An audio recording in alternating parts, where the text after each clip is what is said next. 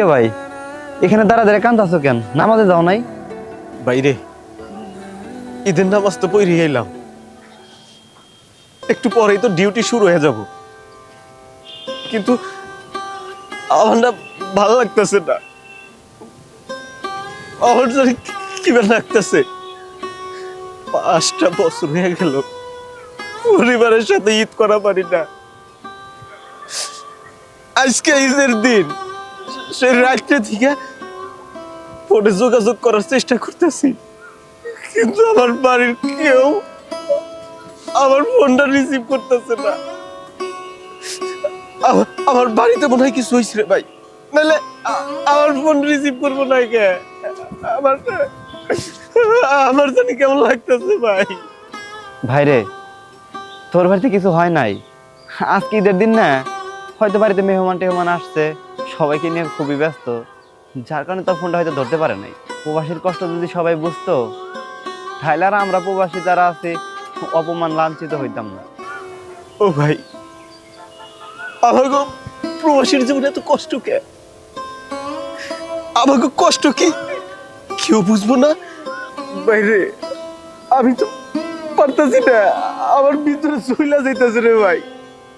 জানোস ভাই, আমি আজকে সকালবেলায় মার মেলাবার ফোন দিছি, কিন্তু মা আমার ফোনটা রিসিভ করে নাই। পরে বউরে ফোন দিছি, বউ আমার ফোন রিসিভ করে নাই।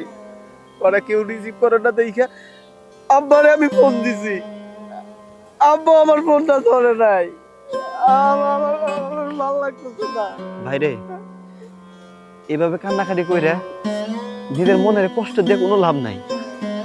এর থেকে আমি কই কি, সবার সাথে থাইকে মনটা একটু হালকা কর। চল কাজে চলে যাই, এমনি তো সময় হয়ে যেতেছে। চল। বুঝতেছি না রানা আর বাবা কেন ঈদের নামাজ পড়ে আসতেছে না। আজকে ঈদের দিন, সেমাইটা আমি পাকায় রাখছি, খাবে, তারপর আমি নতুন কাপড় চোপড় পরবো, কেন এখন আসতেছে না? বুঝছ ফুতুরা, আজকে যে লোক হয়েছিল মাঠে মুসল্লি, এই মাঠেই ধরে না, এত লোক হয়েছে।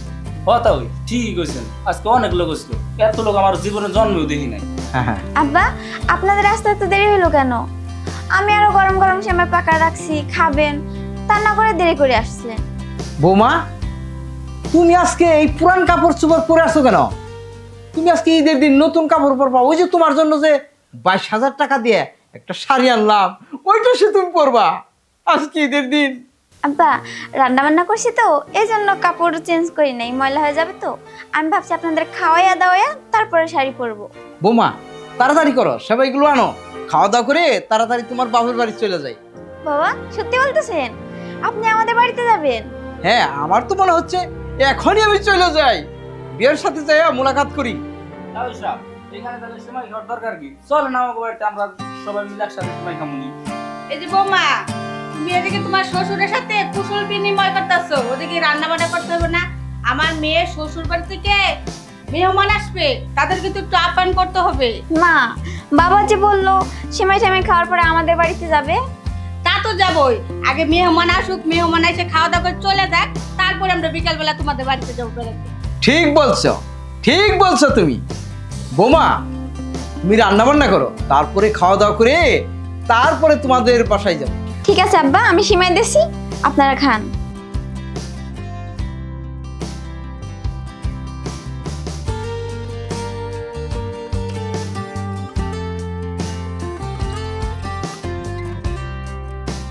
আপনারা তো দেরি করতেছেন কেন?